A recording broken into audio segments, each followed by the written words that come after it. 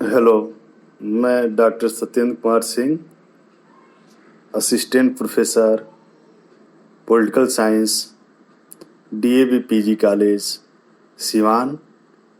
आप सबका मैं हार्दिक स्वागत करता हूँ। आज हम बीए भाग 1 पॉलिटिकल साइंस ऑनर्स विषय के अंतर्गत जो पेपर है इंडियन पॉलिटिकल थिंकर, उसमें आचार्य नरेंद्र देव के बारे में अध्ययन करेंगे। आधुनिक भारत के समाजवादी विचारकों में आचार्य नरेंद्र देव, लोकनायक जयप्रकाश नारायण और डॉक्टर राम मनोहर लोहिया के नाम अग्रिम पंक्ति में है। आचार्य नरेंद्र देव, जिनका जन्म 1889 ईस्वी में हुई थी तथा मृत्यु 1956 में हुई, आधुनिक भारत के ऐसे विचारक थे जो भारतीय समाजवाद के अग्रिम पंक्ति के रूप में उनका नाम अंकित है। अग्रिम पंक्ति में उनका नाम अंकित है।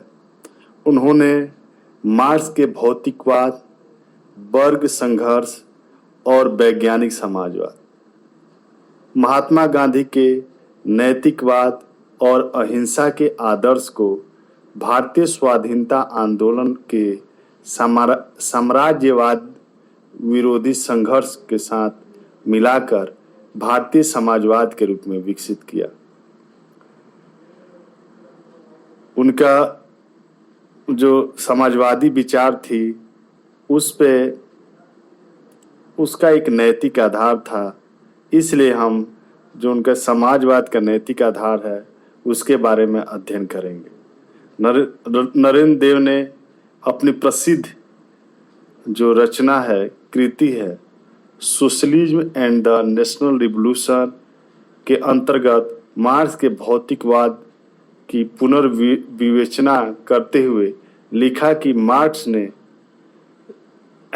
जड़ और चेतन यानी मैटर और माइंड के सापेक्ष महत्व पर कहीं भी विचार नहीं किया है। नरेंद्र देव के अनुसार ये दोनों एक जितने महत्वपूर्ण हैं। नरेंद्र देव ने जड़ और चेतना दोनों को एक समान महत्वपूर्ण माना है। मार्क्सवाद की इस नई व्याख्या का अभिप्राय यह था कि मनुष्य के जीवन में जड़ जगत या भौतिक जगत और चेतन जगत या आध्यात्मिक जगत दोनों का बराबर महत्व है। मनुष्य इनमें से किसी एक से नाता तोड़कर अपना उद्धार नहीं कर सकता।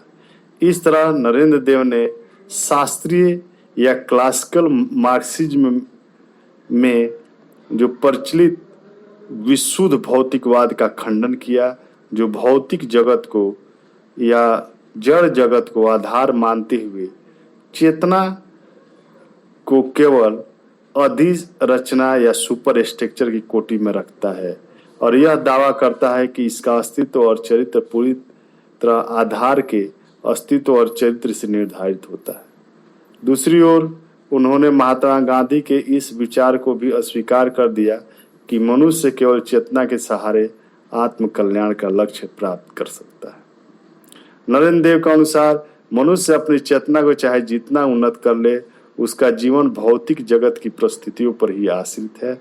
यदि ये परिस्थितियां अनुकूल नहीं होंगी तो मनुष्य की स्वतंत्रता या मुक्ति अधूरी रहेगी। भौतिक जगत की स्थितियां अर्थव्यवस्था से जुड़ी होती है। मनुष्य की चेतना अर्थव्यवस्था को प्रभावित कर सकती है, परंतु अर्थव्यवस्था भी उसकी चेतना को प्रभावित करती है। विकृत अर्थव्यवस्था के अंतर्गत बड़े से बड़ा तपस्वी भी अपने मन पर संयम नहीं रख सकता। नरेंद्र देव के अनुसार मनुष्य की स्वतंत्रता एक नैतिक संकल्पना, मोरल कॉन्सेप्ट है और वह तभी सार्थक हो सकती है जब सारे मनुष्य आर्थिक दृष्टि से समान हो। दूसरे शब्दों में आर्थिक समानता नैतिक व्यवस्था की आवश्यक शर्त है। साम्राज्यवाद और पूंजीवाद दोनों ही मानव स्वतंत्रता के लिए विनाशकारी हैं। साम्राज्यवाद एक देश के लोगों पर सीधे ही दूसरे देश का प्रभुत्व स्थापित करके उन्हें पराधीन बना देता है, परंतु पूंजीवाद एक ही देश के भीतर एक वर्ग पर दूसरे वर्ग का प्रभुत्व स्थापित करके उसे स्वतंत्रता से वंचित कर देता है। वैसे सामंतवाद या साम्राज्यवाद की तुलना में पूंजीवाद ही वर्णनीय है। कुछ भी हो, पूंजीवाद सर्वसाधारण को केवल भावात्मक दृष्टि से स्वतंत्रता का अनुभव कराता है। उन्हें यथार्थ स्वतंत्रता केवल समाजवाद के अंतर्गत ही प्राप्त हो सकती है। अतः समाजवाद नैतिक व्यवस्था का पर्याय है।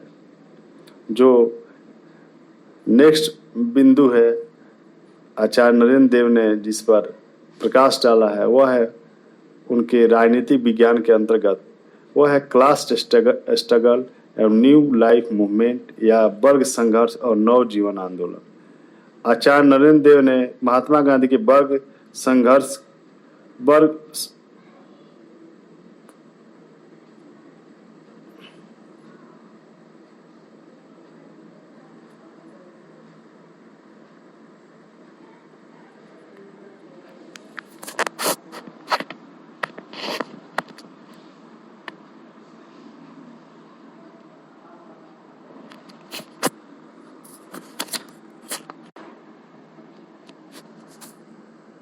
आचार्य नरेंद्र देव ने मार्क्स के वर्ग संघर्ष के सिद्धांत का समर्थन तो किया, परंतु उन्होंने भारतीय परिस्थितियों के संदर्भ में क्रांतिकारी वर्ग के चरित्र की नई व्याख्या प्रस्तुत की।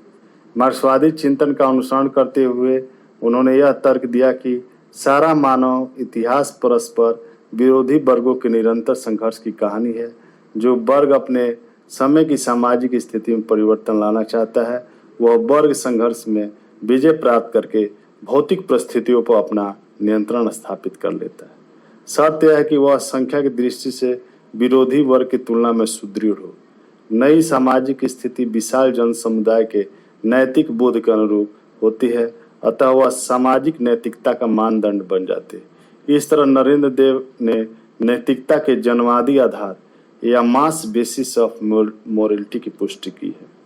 आचार्य ने लिखा है कि आचार्य का मत है कि समकालीन समाज में जो कामगार वर्ग या वर्किंग क्लास है और उसके सहायक जो किसान और बुद्धिजीवी वर्ग का बहुमत है, अतः उनका नैतिक बोध सामाजिक नैतिकता का उपयुक्त प्रतिनिधित्व करता है। भारत के सर्वसाधारण किसी एक सार श्रेणी में नहीं आते, वे केवल औद्योगिक कामगारों की श्रेणी में नहीं आते जैसा कि मार्क्सवाद की अवधारणा है। इनमें औद्योगिक मजदूरों, बागान मजदूरों, किसानों और खेतिहर मजदूरों के अलावा बुद्धिजीवी वर्ग भी सम्मिलित हैं। यदि इन्हें अपने पृथक पृथक हितों के अनुसार अलग अलग संगठन बनाने दे तो उनकी शक्ति बिखर जाएगी और उन्हें विशेष सफलता नहीं मिलेगी। ये सब वर्ग समाज साम्राज्यवाद और पूंजीवाद के आतंक से पीड़ित है, अतः इन्हें एकजुट करके समाजवादी आंदोलन को सुदृढ़ करना जरूरी है। इस आंदोलन का वर्ग चरित्र एक सार नहीं होगा, परंतु उसका लक्ष्य एक ही होगा, साम्राज्यवाद और पूंजीवाद को धराशायी करके उत्पादन के साधनों पर सामाजिक स्वामित्व स्थापित समस्त वंचित वर्गों की इस मिले जुले आंदोलन को ही आचार्य ने नवजीवन आंदोलन की संज्ञा दी है या न्यू लाइफ मूवमेंट की संज्ञा दी है।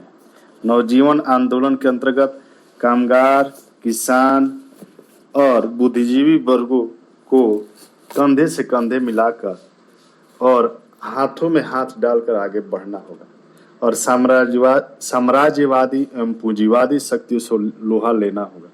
कामगार औद्योगिक तथा अर्ध औद्योगिक प्रतिष्ठानों में आम हड़ताल के माध्यम से अपना आंदोलन चलाएंगे, जैसा कि प्रसिद्ध समाजवादी विचारक जॉर्ज सोरेल ने शिक्षा दी थी।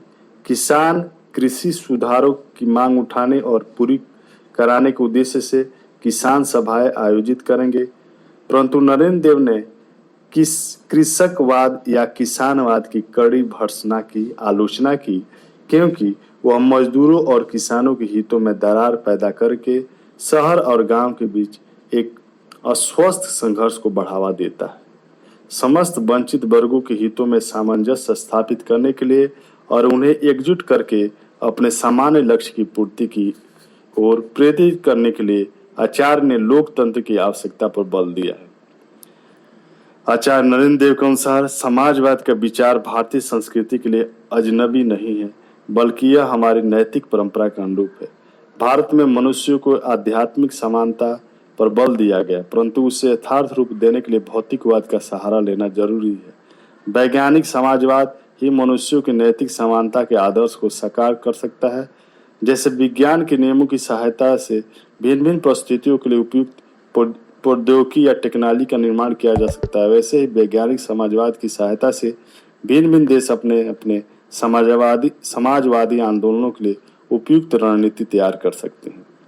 मार्क्सवाद के अंतर्गत राज्यहीन समाज की संकल्पना उसमें निहित मान्यताओं का तर्कसंगत निष्कर्ष प्रस्तुत करती है। उसका प्रयोग एक प्रतिरूप या मॉडल की तरह करना चाहिए।